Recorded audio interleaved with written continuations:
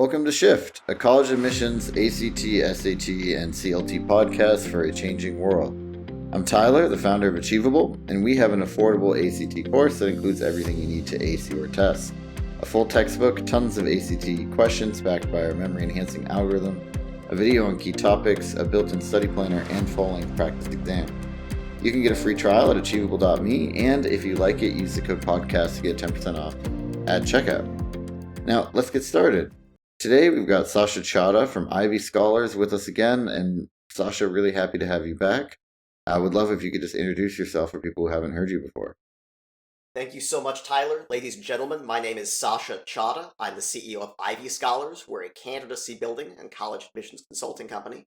It's our job to help the students who come to us become the kind of candidates their target colleges want to accept, and then help them create amazing stories for their college application essays.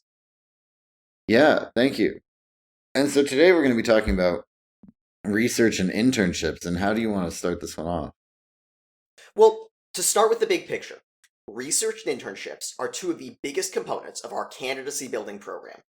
I think all parents whose children are entering the college admissions process need to understand candidacy building as a concept. That college admissions isn't about writing essays. That's really just the end stage of the process, even though it gets the most attention from college admissions consulting companies. The real work starts 4 years before you apply, at the end of 8th grade, beginning of 9th grade, when you're starting to select extracurricular pursuits and ultimately hone in on your interests. I think research and internships are the two best ways to take your interests from a normal level, where maybe you participate in some high school clubs, or you talk to some people in the profession, to a level that universities will be impressed with, that also gives you great material to write about in your college essays and show that you've got the right stuff to be accepted.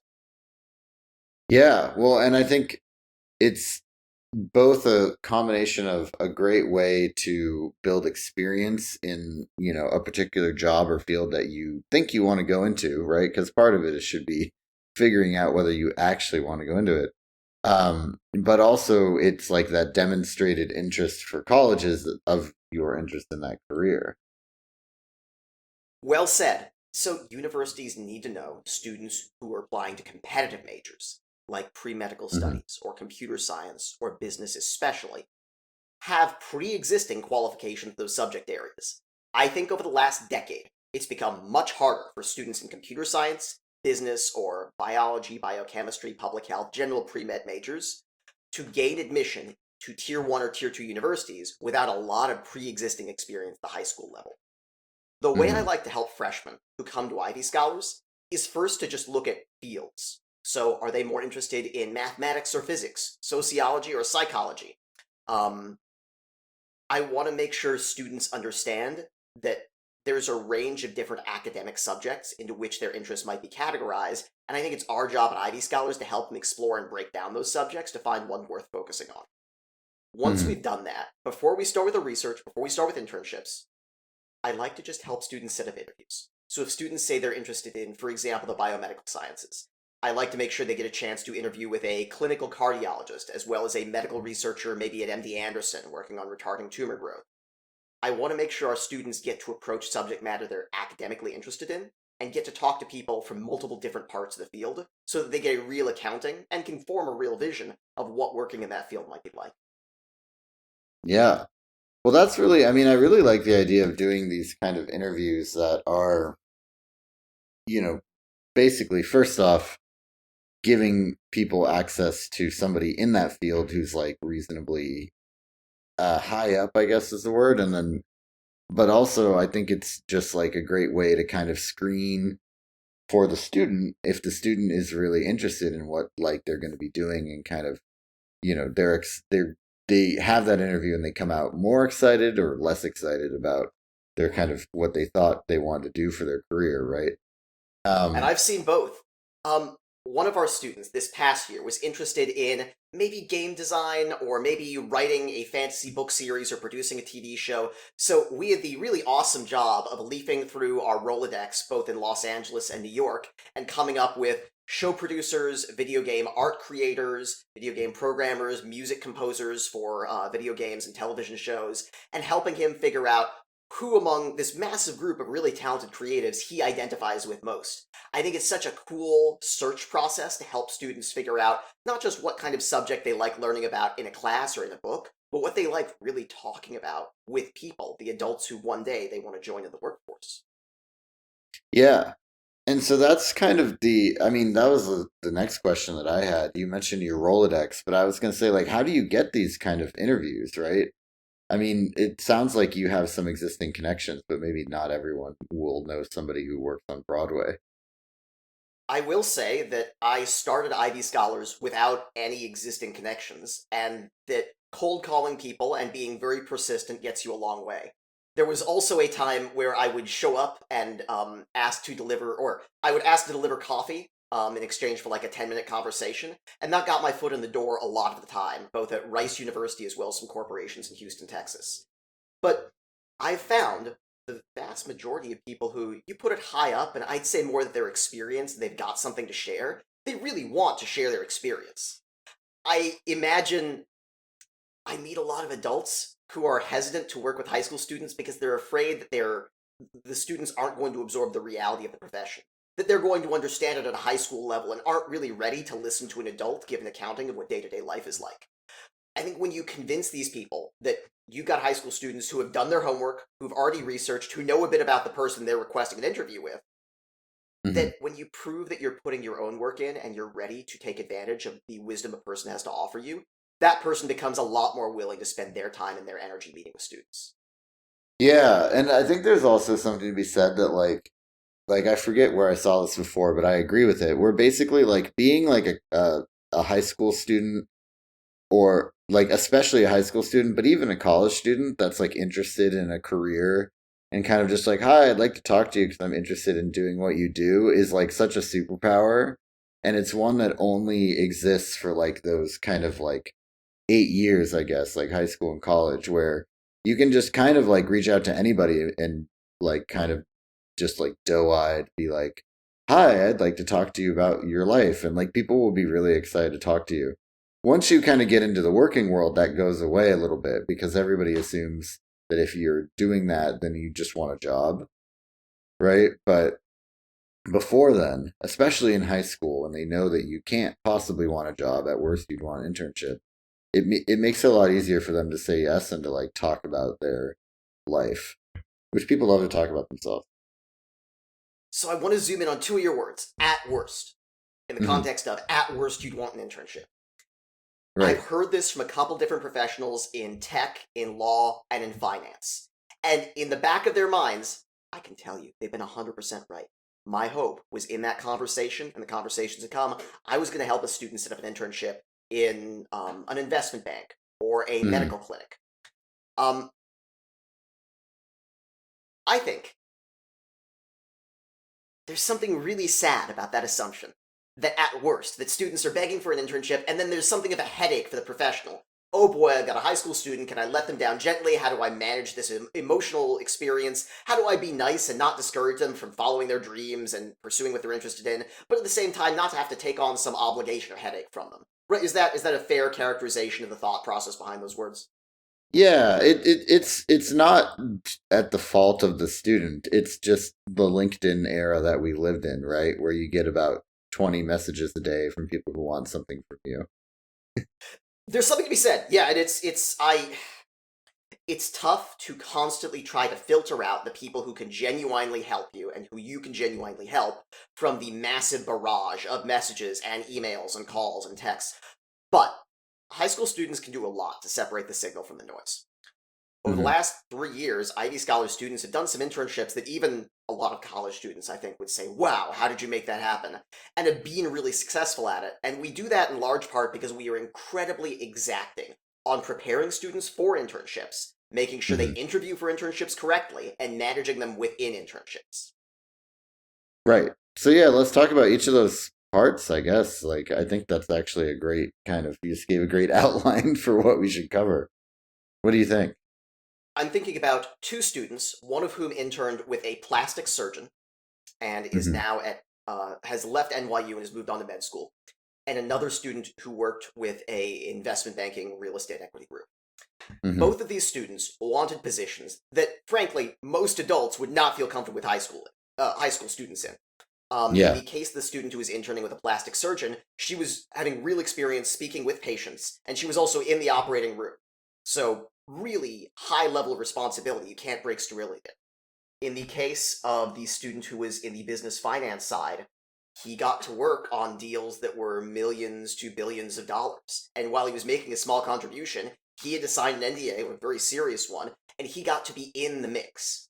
In both cases, we help these students earn the trust of internship partners, not through like a connection through the Ivy Scholars Network, because frankly, I don't think there's any professionals who would really do us the favor of taking on unqualified students they didn't trust already, but Not in because the we manage surgery to get the room. students.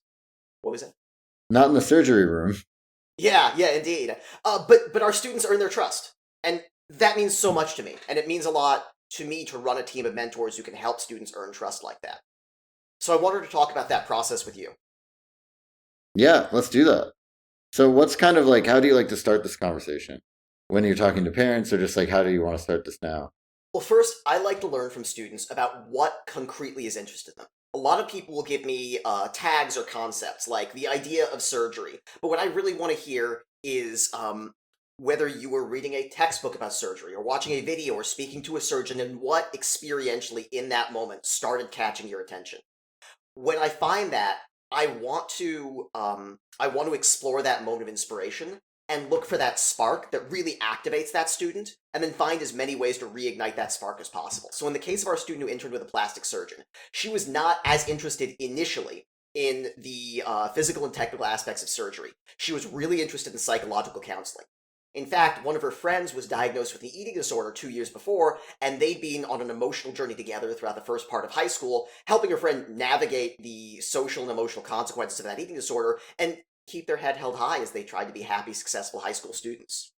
So, what really fascinated us was that the plastic surgeon in question, her job wasn't just acting as a surgeon like a really skilled manual laborer. She was there Mm. as a physician who had experience with thousands of patients who'd undergone tens of thousands of procedures to talk to people about why they felt they needed plastic surgery.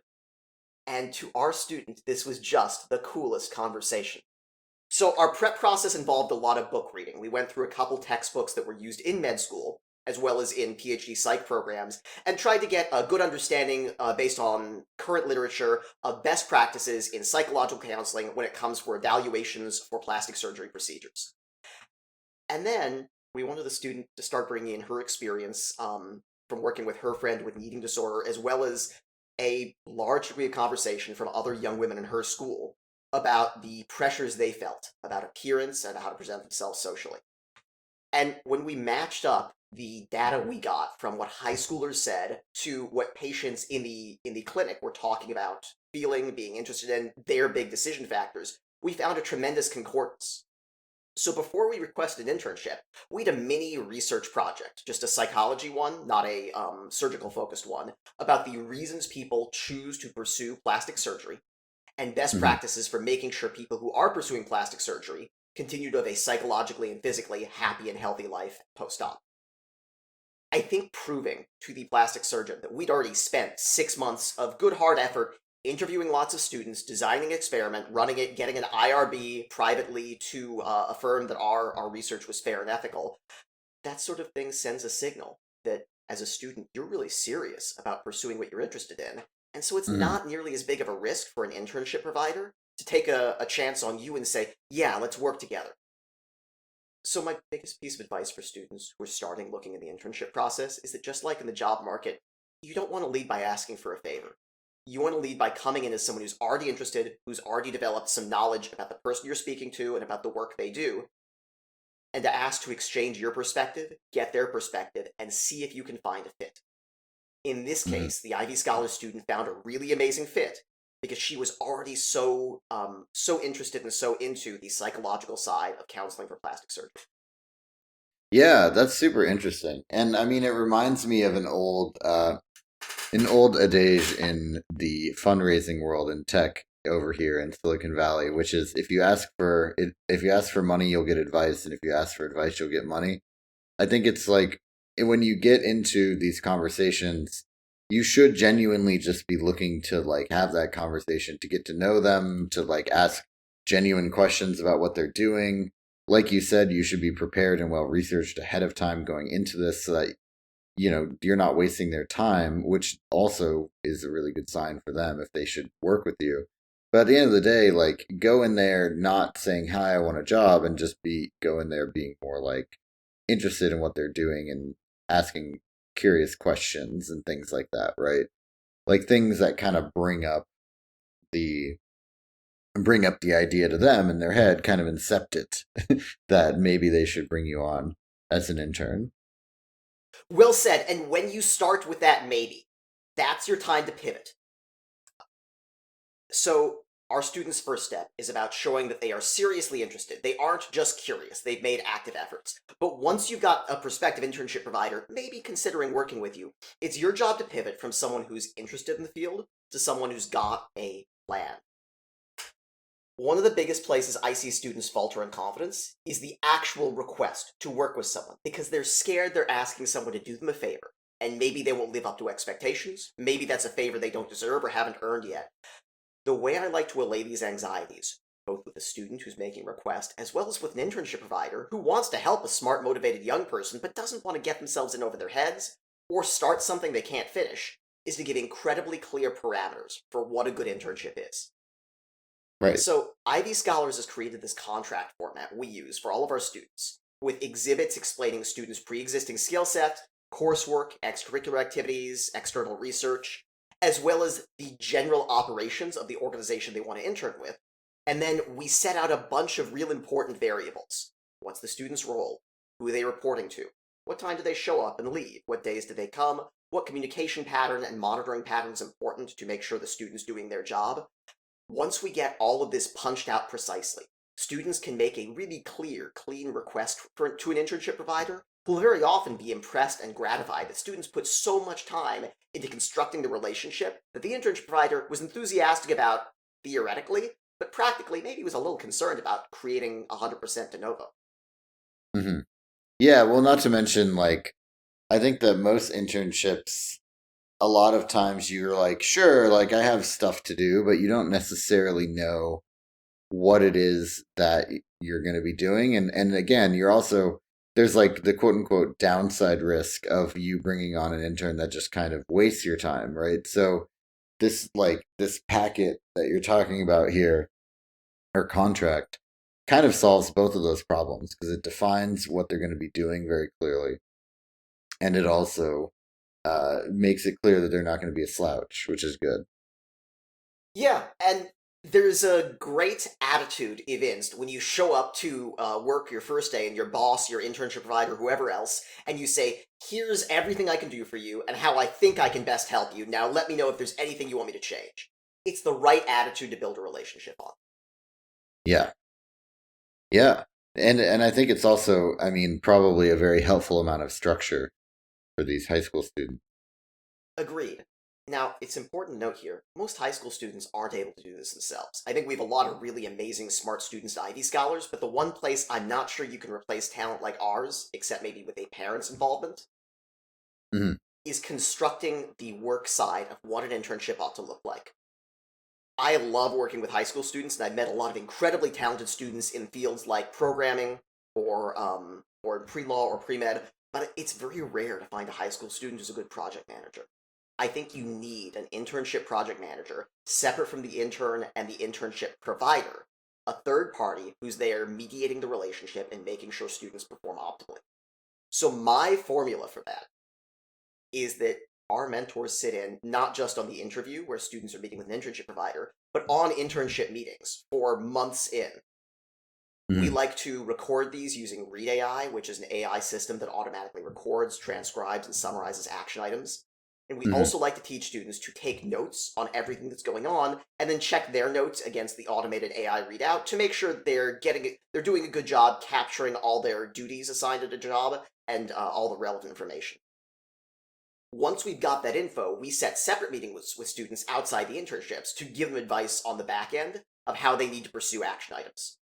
it's also our chance to help them brush up on skills. For example, lots of our students have theoretical knowledge of Excel, but especially when they get to the finance world, there's a lot of tricks, whether it's hotkeys or pivot tables or just practicing basic applications, that they really need some help and practice with. Having someone like Ivy Scholars there to coach them through that process can make a world of difference.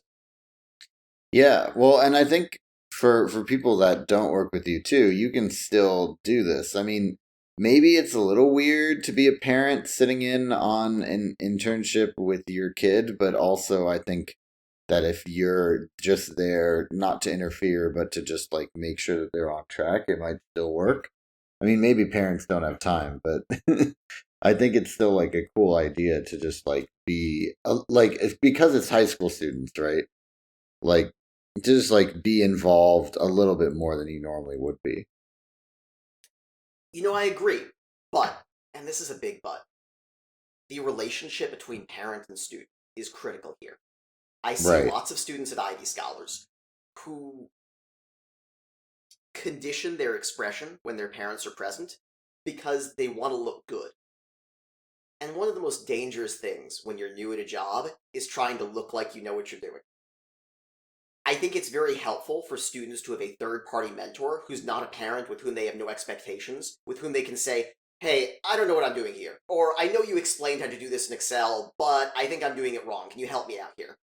And I worry right, when students have parents managing them that there's lots of times students don't want to look dumb and don't take full advantage of their parents' abilities. right. Yeah, that makes sense. I mean, then how do you recommend handling it? Or I guess, can you reproduce this without a third party? I think you should have a third party, but it doesn't need to be a third party professional mentorship company like Ivy Scholars. A good third party might be an uncle, or a teacher, or a Mhm. volunteer at a local library or SBA, Small Business Administration, where we found some really amazing mentors for our students. But there does need to be someone helping a high school student develop the adult skill set they need to function in the working world. And I think it would be silly to expect a high school student to figure that out at the same time they're in a new internship handling new subject matter. It's just too much to learn all at once.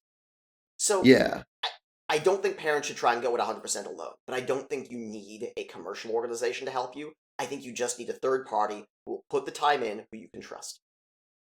yeah. And I mean, I honestly, as I was thinking about that question myself, I feel like that third party could be somebody else at the company.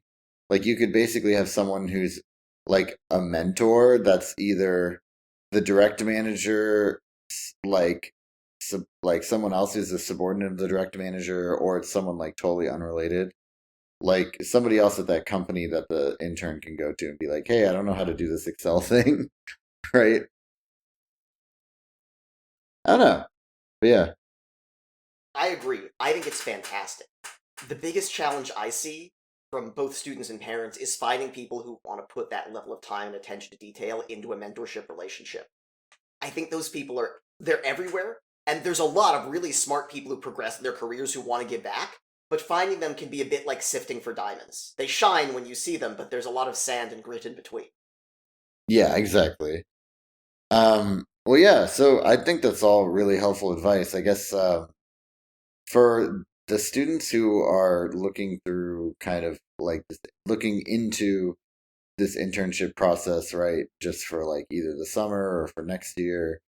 I mean, what advice do you have for people like getting started, right? Like it sounds like you've kind of got a process mapped out, but maybe they most people won't have an idea of what to kind of do or start with. I feel like, obviously you've got to identify what field you want to work in, and then the goal is to maybe find people. But beyond that, I mean, what are kind of the steps to kind of ensure that you can hopefully get some success out of this process? So here's a basic formula. Learn about your field, and this might be a broad one, like the medical field, and then learn about specific subfields that you might work with. For example, medical device sales or maintenance. I think it's Hmm. really important that students get specific, that they're not just interested in a general area, but in specific roles, and find roles that don't just happen to fall within the subject area they're interested in, but roles they genuinely like on their own merits. So once you've sifted through, I think it's great for students to set up informational interviews. I like to have students prep, research everything we can about a professional, come with a set of assumptions and some questions we can present at the outset, and then engage in something like a 20 to 40-minute conversation where students can learn and get a deeper insight into what that professional's life is like. I think only after you've taken the time to learn what a professional's career is like is it appropriate to ask them to work together. Because until you put in your time to learn what you'd be getting into, you really have no business asking someone to take their time and their effort to include you in that process. But once you've interviewed a couple professionals, I think something really cool that a lot of professionals respect is to try and design your own internship. Set your parameters. Let them know when you can be available, what challenges you see them facing, what your skill sets are, how you might address them, and outline a bit of the process and timeline for what you're going to be doing when. When adults see this from teens, they say to themselves, this is a serious young man or woman. This person Mhm. might be worth taking a risk on going out on a limb for. Well, I also think that just in general, like I think that it's key that you don't just go into this interview with like a list of questions designed to suss out how you can do a job for them. But at the same time, I think if you have like a genuine interview where you're just talking to them about their job and maybe you ask a couple questions like what's something that's wasting a bunch of your time right now? Right? Like that's a good example of a question. Then you can like suss those things out without being super obvious about it. And then, if I interviewed a high school student who was interested in my job and then they came back and were like, here's like three things I identified that I can help you with if you bring me on as an intern, I'd be actually pretty impressed. Yeah. And I tell high school students there's no need to feel awkward or play coy here. Most professionals understand high school students are reaching out to them because those students are hoping to advance their educations and ultimately their careers. And that's fine. It's not selfish, it's not wrong. In fact, I think any good adult who's found success in their professional life has at least a little bit of an obligation to speak with young people and help them launch on the same journey. What's most important for our students is that they're not making a request prematurely, that they are really doing their homework. And you're right that they're asking some questions about things that waste their time or challenges professionals face. Not Hmm. merely as prep to apply directly for a job, but genuinely in the spirit of understanding and making sure that this is an opportunity they can fulfill. One of the biggest mistakes I see high school students make at this step is that they want to solve every problem and they want to work with everyone they meet. And this is a wonderful level of enthusiasm, but it often emerges from anxiety about not being able to find an opportunity, about worrying that maybe months will go by and you'll keep interviewing people, but none of them will be the right fit for you. Part of our job at Ivy Scholars is helping students grapple with this anxiety and not let it rule their decision making. Helping students convey an aura of calm, curiosity, and professionalism rather than looking like someone who's scrambling for an internship or who's worried about their college admissions resume.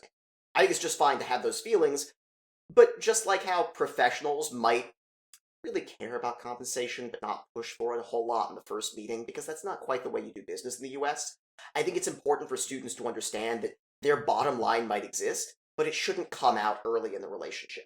It's important to Hmm. understand who you're working with before you start thinking about how you can benefit each other.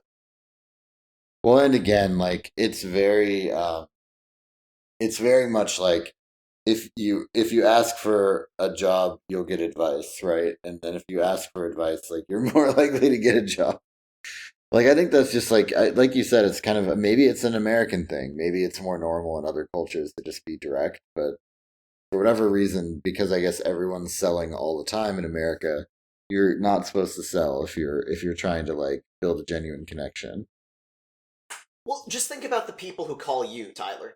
I imagine maybe like me, you get a lot of calls from people who want to sell you stuff, and they are not Yeah, yeah. interested in how you might benefit from it. Yeah, they're in fact it's like kind of remarkable how little they care about whether or not I'm even qualified to buy it. It's kind of sad. I do all the sales for Ivy Scholars. I have for the last decade, and I absolutely love it. And I've never once felt like I knew too much or was too busy to listen to a parent or student tell me about their perspective on their challenges. I just think if you are in any helping role, whether you're looking for a job or looking to be hired to help a student, the best thing you can do is listen to the people you might be working with and figure out what it is Hmm. you don't know that could make you more valuable to them. Yep. Yeah, and that kind of ties back to the core point, right? Which is like you don't if you're a high school student, you don't actually know. Whatever it is you think you know, you probably don't really know it in the way that like adults do, and that's not your fault. I certainly in high school thought I knew everything, and that was proven to be wrong. But it's like with job related things, I think that people can kind of build a lot of preconceived notions about what jobs are like, or even put jobs on pedestals. And it's important to understand that, like, first, every job, every career, everything has bitch work in it. Like, it has, excuse my language, it has stuff that, like, is not glamorous that you need to do. And then it also has, like, there's no job in the world that doesn't have its frustrations or things that people would like to change, and so it's important to kind of go in with an open mind to actually be looking to learn about these things. Agreed, and I don't see high school students too reluctant to engage in, I'll call it grunt work. I tell students a lot of getting your foot in the door is being willing to do data entry or take notes Hmm. or coordinate and make sure people are prepped for the work they're doing. And that's your best chance to observe live action work and make sure when that responsibility starts to rest on your shoulders that you've seen the mistakes people might make and you've seen the reasons people who are good at their job succeed and you're prepared to pick who you want to emulate. Right. Yeah, so now I feel like we've covered sort of a little bit more about this topic, and my question now is, maybe we talked about kind of getting the internships a good bit, right? I'm curious about kind of making the most of the internships, unless there is anything in the getting the internship section we haven't covered that you want to make sure we covered. My last two pieces of advice would be that students should get used to creating resumes and cover letters. It's a skill you're going to need throughout the rest of your professional career. And that even when you build a personal relationship with an interviewer who might provide you an internship, it's best to proceed via a formal process that involves a resume and Right. cover letter to make sure that you set up the relationship right. Yeah, yeah. Let's talk about that a little bit. So, I mean, let's say that you go through the first step successfully. You have your kind of informal, like, I want to learn about you interview with somebody. And then you've given them your pitch on why you should be an intern. They're interested. Is that the point where you're bringing in the resume and cover letter? And then also, is that the point where you talk about having a third party involved, or how do you kind of navigate this? So very often, Ivy Scholars is reaching out to potential internship providers and pitching them on our students and setting up a relationship where they know what to expect. Hmm. I think in the case of parents, this might be a good time for students to bring in the idea that their parents are going to be supporting them. When it comes to making sure you start the relationship off on the right foot, I would Hmm. go with providing a resume and a cover letter, and then including some of the plan that students make on how they could pursue the internship within the cover letter. And then Yeah. if that's of interest to the internship provider, then approaching with a more in-depth document. Got it. Yeah, because that's the thing is like I've had people send me resumes and cover letters, obviously. And if you have a nice, frankly, if you're a high school student, your resume is going to be a bunch of clubs and like your academics, and that's about it, right? So don't worry about that too I think you could much. do more than Well, that. So you you're right, you totally shouldn't worry can. I about it think a too lot of much, people but don't. here's my advice. If you're a high school student, you're not going to a professional accreditation, so you don't need to worry about establishing the same kind of credibility a professional would, but you need to show that you're growing into the kind of person that the people you're working with would respect. You're Hmm. right that you'd start out with education, and I think GPA and relevant coursework is really important here. When adults see that high school students are taking lots of AP or IB or advanced or honors classes, it sends the right message. This student's willing to work hard for their education, they'd be willing to work hard for this person as well. I also think it's Right. really helpful if you've got any pre-existing employment, even if it's working at an ice cream shop, or a Home Depot, or mowing lawns, or power washing, to state that people trusted you to take on a task for them, and in some cases, maybe even you were given compensation for it. Just showing that you Right. moved somewhat out of that child domain and into the adult domain of having a job, any job, can do a lot. And then third, I really encourage all high school students to look at your resume not as a list of activities or honors that you participated in or won, but as evidence of qualities you want to grow. evidence of leadership ability, communication ability, evidence that you've got a sense of social good and that the volunteering you're doing isn't just a desire to meet high school hour requirements, but it's because you want to engage with people, learn about problems in the world, and get used to resolving them, as well as showing that you pursue your intellectual interests outside a structured classroom environment, that when given the chance, you don't stop learning when you leave school. I think if you take Mhm. this philosophy with a resume, you'll still end up with something with lots of clubs and teams and maybe a couple of medals or trophies or awards. But you'll end up with the right story coming out of those activities and honors that helps people trust you. Mhm. Well, what I will also say is that the big thing that I love to see on those kind of resumes, because we do work with some high school and college students ourselves, is like if they've done, basically what amounts to like passion projects outside of school, where it's like I started an app to like do this, or I started an Etsy store, right? Or I like, sold like did a fundraiser for like one of the clubs that I was in and we raised $5,000. Like things like that where it's like I went out and like did a thing in the world and like made a change and made something happen, or basically I got relevant experience to my world, marketing, by going out and just doing it. I think that's really valuable. Obviously for plastic surgery you maybe can't do that, but even that example, like your student was able to basically like do some of their own pre-work that showed that demonstrated interest and also gave some context and experience for the field, right? Agreed. I'll also add this student went to a pre-med camp that before they attended they described as possibly dorky, which I thought was pretty cute. So in this camp, they did some basic dissections. I think it was a rat, as well as a cow eyeball, and a frog. And it's not the sort of thing that you can confidently bring to a physician who operates on patients on a daily basis and say, oh yeah, I'm ready. But it's one more step confirming that you've got a strong stomach, that you're willing to be patient, that you're starting to practice the anatomical and physiological recognition skills that eventually might become useful in your career. Right.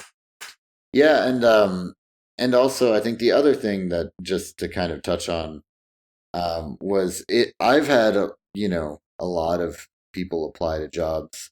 I've never had anyone apply to my jobs with like a full on this is what I'm going to work on for you plan.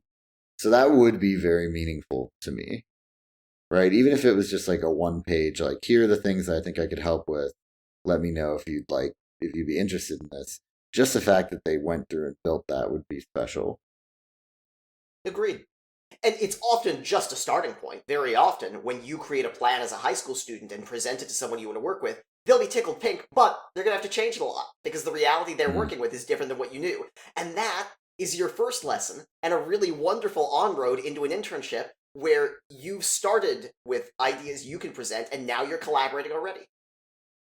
Yeah, and it's also, yeah, you're learning about what assumptions did you have about the work that were actually, things that were relevant or things that were not relevant. Indeed. Yeah. Well, so I think we've covered sort of the getting the internship part a lot. Do you want to talk at all about sort of the like what to do when you're in it, or how to kind of make sure it's successful, and then maybe a little bit about what how to follow up after it's over? That's kind of Yeah, where my head's at. Yeah. when students are attending internships, in addition to work as assigned by their internship provider, we like to keep a journal going of what students are doing every day. I find this is really helpful for college applications. You can record both anecdotes as well as progress towards milestones. I also want to make sure students have a defined timeline for when each piece of work is due, and that we've broken this down into something like 1 to 2 week segments so that high school students are never falling out of sync with established expectations. One of the biggest risks high school students face in internships is failing to deliver on time, then getting nervous or getting lost, time passes, and then they feel like they're in too deep. Maybe they've Hmm. given people the idea they've been successful, but they really haven't. Maybe they agree that they had something when someone asked, but they really didn't, and now they're not quite sure how to make up for it. I want to make sure on a week to week basis, Ivy Scholar students know exactly what they need to do and what they haven't yet done and how they might adjust their timeline to compensate. So, my biggest piece of advice for organizing an internship is to keep track of time and make sure whenever you're falling short of expectations, you're addressing that the week of. Well, and I think it's not just keep track of time. I would also say keep track of your tasks. This is just a good tip for jobs in general. Um, I like basically when you do projects, it's not like keeping minute by minute logs of everything that you do. But when you do projects, like write it down, just like have a Google Doc in your own personal Google Drive. It's just like things I did, and then just like have a bulleted list and just write down when you do something. And it's just a really good habit to get into because what'll happen is, you know, you'll be at the end of the internship and people might ask you like, what did you do? Or you might be like, well, how am I going to put this on my resume? And you'll forget things unless you actually keep a log of it all. And it also helps in the rare occasion where someone's like, you know, mad at you or like, what have you been working on? Like that kind of thing. Indeed. And there's one more advantage to this as well. Occasionally you get the opposite problem with internship providers. When things go so right, scope creep sets in. People start to Mm, ask students to take on more tasks, and then students know that they are not professionals, that this can't be their first priority. They need to put their education first. It's really important to have a core set of principles and operations that you set out the endeavor with, that you can point to and say, hey, I'd love to help with X, Y, and Z, but this was our original plan, and if we want to add something new, we've got to remove something existing. hmm Having And a I think it's, baseline that yeah, students can that's like a point very to. important life skill. That's like every job, if you're the person that's productive, then suddenly they just give you tons of stuff to do and you're like, "But wait, I'm drowning." I'm trying. The best professionals don't get to a point where one of them has to say that to each other, and they do that by staying on top of what all their obligations are. So when we're teaching our students to take notes, we'll often use Excel or Airtable or even a simple Word document or a Google Calendar, hmm but we'll make sure every task has a due date and a deadline and there's time blocked off to accomplish all of it. Having something to help you visualize that and make sure you understand the scope of work and where it's going to fit into the rest of your life, which is probably already fairly busy, with school and sports and clubs and activities and family time and hanging out with your friends, that's what'll make the difference between someone being successful and someone who hoped but didn't make it. Yeah. And then for the sort of as we wrap this up, I wanted to ask you a little bit about just like kind of after the internship, right? I think this is a part where a lot of people fall down. Like, what's a good way to kind of close and wrap up the internship and make sure that the person that you worked with leaves feeling good because you might ask them for a letter of recommendation, right? And then how do you kind of continue to keep that relationship at least like somewhat warm as you're going through your next year of school? When it comes to letters of recommendation, I don't think that should be the conclusion of a relationship. I think it should come in the middle when you build a relationship and it's going strong, especially because students will need to get great letters of recommendation. I like to get them as early as August, September of their senior year, but you've got to hmm get them no later than October because the deadline for early decision applications will be November 1st. So I like to encourage students to create a brag sheet, basically snippets of prose that could have made their way into essays that they can show to their internship provider to make sure that person knows how to write a great rec letter, what sorts of stories the student's going to highlight within their essays, and what ought to be corroborated within a rec letter. Even after you finish this document, I think it's great to enjoy your final semester of senior year where all the college admissions pressure is off as the winding down process of your internship, where you can stop worrying about making sure a deliverable comes in right in time for college apps and start engaging with deeper subject matter, building more of a relationship with your internship provider, and developing the kind of skills you'll want to have in college. Inevitably, around May to July, it's going to be time to say goodbye. You need to move on, and maybe, very often, you're moving to another state. When that time comes, I think it's important for students to thank their thank their internship provider, to make sure they've created an offboarding plan so that they can finish up any work the internship provider needs them to do, and then exit on a high note, and then to leave the door open for when they're going to continue their relationship.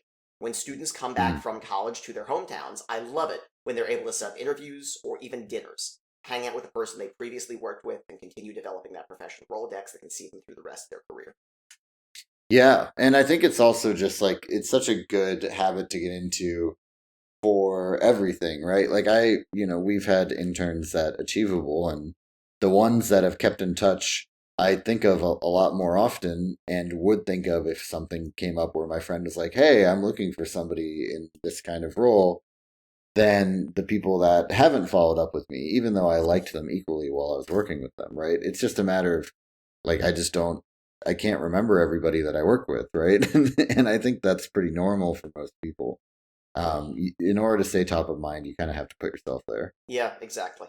Yeah. Anything else you want to cover on this topic before we wrap up? I think we got through it. Great. Well, thank you so much. This has been Shift, a college admissions podcast for a changing world, hosted by Tyler from Achievable with Sasha Chada from Ivy Scholars. And you can get a free trial of Achievable's ACT course by going to achievable.me and use the code podcast to get 10% off.